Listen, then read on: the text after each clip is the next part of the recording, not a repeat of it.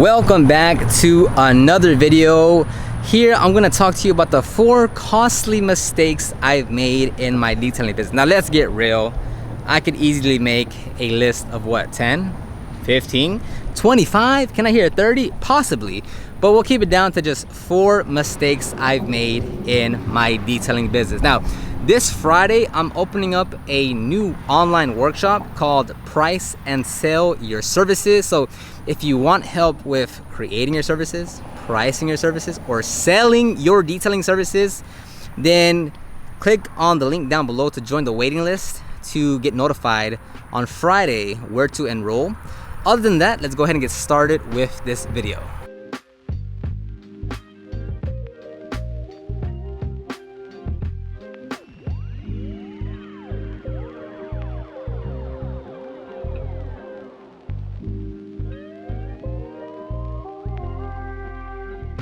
So problem number 1 is I try to replicate what I saw on YouTube videos when I was first starting out with my business. So if you've been a follower of this channel for a while, going way back in my videos, I've told the story that on my first actual customer, meaning like not a friend or family member, it was literally just a wash, a basic wash on a 2008 Honda Accord, something like that, right? And I went out there with the 3-bucket wash method, 2 buckets for the paint, each one filled to 5 gallons of water. The wheel bucket filled with 3 gallons of water. I rinsed, foamed with a garden hose attached to a pressure washer. I foamed the vehicle, I rinsed the vehicle, foamed the vehicle. I had 3 wash mitts, 1 mitt for the top, 1 mitt for the middle, 1 mitt for the bottom portion. And I was super meticulous and detailed and with the full 9 yards. On the first real customer that I had, I charged like $25 for the wash. It took me like an hour and a half because I was following all these other YouTubers I was watching, and you have to use the iron remover on the wheels or whatever it's called, and you have to like scrub the tires 3 times, and I was so meticulous and so detailed and went so far with the service.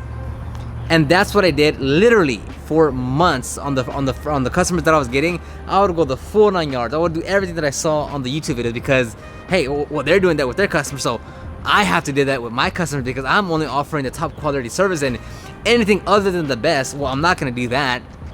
And as time progressed, as I matured in my business, as I started to find my own footing and realize like, oh, okay, so this is different than what I saw there, and oh, that's different than this, and I don't actually have to do, and the customer, and then I started, actually realizing what it is to actually run a business. I started to match the quality of service. Well, I started to offer realistic services to the proper expectations that the customer had. Number 2, and it's gonna follow along with the same principle as number 1, is that I was trying to mimic what other detailers were using as far as tools, products, what brands they were using, right? So I would go on the YouTube videos and I would look at the description box and see, I have a hard time saying description. I would go down to the description box and see what all tools and products they have linked, and I was like, okay, click. Okay, that's what they have, that's what they're using. Well, by gosh, Dolly, I guess I gotta use all of that too.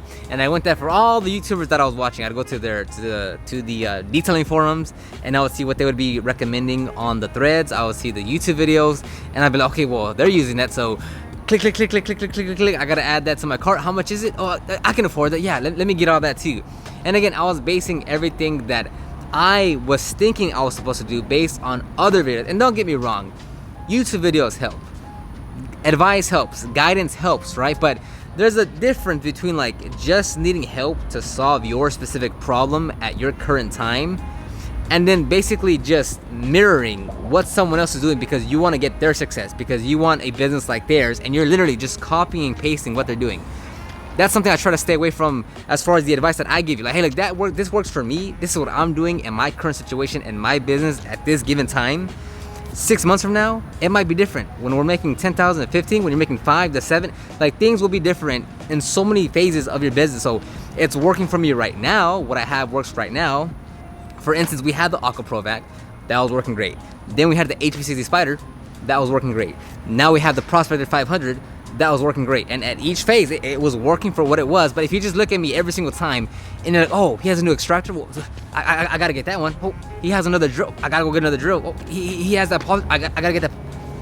No, that's not how it works. Do not just go based on, well, my favorite YouTuber's using it, so I gotta go get it. No, dude, you gotta work within the phase that you're in, within where your business is at. That's what you have to work in. Don't worry about, oh, well, eventually, you know, when I get to that customer, that one specific customer asks me to do this with that, and I don't have that, so I should have it on hand just in case I have. No, work within your current situation. Number 3, you guys have heard this one so many times, but I was too focused on wanting to be a detailer. And not just a detailer, but a YouTube detailer, where, oh man, I wanted to see all those suds come up when I was brushing the leather seats. I wanted to see all that purple drip down from the wheel when it made contact with the brake dust. I wanted to use the foam cannon. I wanted to foam up the wheels. I wanted to see all the suds. I wanted to get those crazy 50/50s. I wanted to get that paint correction, to get those crazy 50/50s. I was so like, oh, bitch, oh, detailing is so fun. Oh, this is so cool. Like it's so relaxing. It's so satisfying. Oh, I love being this is so cool. You know, that type of mentality, that type of fixation on just being a detailer will hold you back so much. If your goal is like, man, I'd love to have a GTR and have this nice house. Well, being a detailer ain't gonna get you there. Like that's not what's gonna get you there, right? Because you have the technician side, right? Like the technical, this is how you clean, this is how you detail, this is how you do what. Then you got the business side, the one that's like, how do you get customers? How do you make money? How do you grow the business? Of those two camps, which one do you think is the one that's gonna get you to your financial goal, right? Is it knowing how to do a 2-step correction? Or is it knowing how to get customers, well-paying customers that are happy to pay for that 2-step correction? You tell me which camp you want to be in. Do you want to be the person that does the 2-step correction? Or do you want to be the person that knows how to get as many customers as you want to pay premium rates for that 2-step correction? You tell me which one's going to help you get to your desired goal. Which one's going to help you create the life that you want? Focusing on, oh man, so how do I polish black paint? How do I get that mirror paint? How do I sand? How do I wet sand? Or all right, how am I able to generate an extra $10,000 a month with paint correction with my current situation? Which one? You tell. Which one do you want to be in? The technician or the growth guy, the business guy, the marketer? Which one do you want to be? Which one's gonna help you get to your financial goal? Which one? I'm gonna say it. It's gonna be this guy. The marketer, the business-oriented guy. Look, look, you guys hate it when I say this. You hate. It's controversial, sure. Detailing isn't difficult. Detailing is not. It's a technical job. Just look at all the HVACs, all the pet groomers, all the pest control, lawn maintenance, pool maintenance, mechanics. Those are all technical. What makes you think you're any different as a detailer? Well, I'm a detailer. There's only a few of me, bro. I mean, how many technicians are there of every single field in every industry? The technician side is not the hard part. The hard part is, all right, we're making 7,000. How do we get to 15,000? All right, 15,000. How do we get to 35,000? Answer those questions. Trying to figure out what pad or polish should I use, dude. I mean, come on now, man. Big picture wise, as far as like where do you want to be in life, this side's only gonna get you so far. And number 4, it's that thinking you can do everything on your own. I mean, I specifically remember so vividly. Back in 2011, 2012, my dad would be like, you know what, if you're gonna do this thing, you know, you really gotta get some vans out there. You need to have multiple people working at the same time so you can do more jobs. And I was like, no, you know, I'm focusing on quality, okay? And no one's gonna do a job as better as I am, okay? So I can't replicate myself. It can only be me because I'm the one that's very passionate about this. I remember so vividly saying those words in the garage when I was a little munchkin, a little chipmunk, thinking like I knew what I was doing. I knew what I was saying back then. Where you think you can do everything on your own. If I pay someone, that's money I gotta take from my pocket and put it in theirs. It's like, specifically the detailing industry, we are so against the thought of hiring help, of having an employee, of having a team, of like, no, I'd rather keep all that money myself, man. I'd rather work a little harder. I'd rather work a little longer and keep all that money for myself. It's like, dude, what? First of all, it all does come back to what are your goals, right? For instance, like, what are your goals? Everything you do in your business will be based on what are your goals, right? How much do you want to make? What's the lifestyle that you want? How many hours do you want to work in the field? What is the impact that you want to have with your family, with your community? You know, what do you want to, like, what is it that you want to do? Right? How much do you want to give in tithing? Right? How much do you want to give in charity? How much do you want to donate to this organization? Like, what is the impact that you want to have on life? Right? What kind of lifestyle do you want? Do you want a GTR? Go get a GTR. You got to work for the GTR, but go get a GTR. You want TRD Pro 4Runner and then convert it to a hardcore Overlander? Go do that. But if you want those big goals, if you want to do that, that have that big impact in your business, you got to make money. And there's only so much that you can do on a single day by yourself. There's only so much that you can do. You are capping off your potential in terms of lifestyle, in terms of financial gain, in terms of stress-free things that you're doing. You are capping yourself off immensely if you're trying to stay by your life. If you are actively saying, how do I do this before hiring someone, right? Well, instead of doing 2 cars a day, well, I'll just do 1 and raise my prices. Well, instead of doing 2 cars, I'll just focus on, like, you keep on going, smaller and smaller. Okay, well, instead of doing that, I could do this, and that requires me to make a little bit more money and not hire someone, and that's stressing. All the while you're working 12, 14, 16 hours a day. Yeah, you're making money, but look, you're spending all your time working. You get burnt out, and what are you doing? For what? Like, oh, my vacation is coming up next month. Yeah, I get a 3-day vacation. Like, what are the goals that you want to achieve?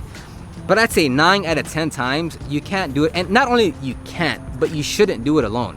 You can travel. What's that proverb or quote? Like, you want to go far, go alone, but you want to go fast or further.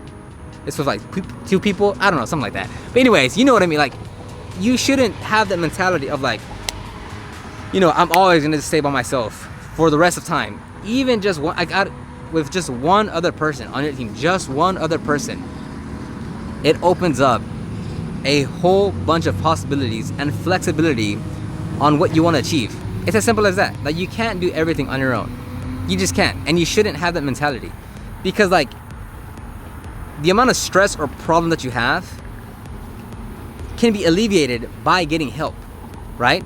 So like, let's say you don't have enough. Like, I can give you a dozen scenarios, but the premise, because I think this one's going kind of long.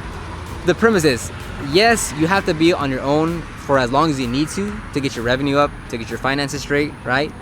To the point where, okay, yeah, I'm really tapped off with work. But once you get to that point, I would encourage you to be like, what can I do with 2 people? If I'm maxed out right now, and I have someone that can cut down my field hours from 50 to 30, you're gonna be saying, well, now I'm not doing anything. No, you take that 20 extra hours that you were working in the field, that's now cut down to 30, and you put 20 of those hours now into what? Focus on the business, focus on the marketing, focus on growth. And now you can amplify the business side while still retaining all your current customers and making all the money that you need, and you keep on building and building and building. But you can't, I highly advise you not to do things alone.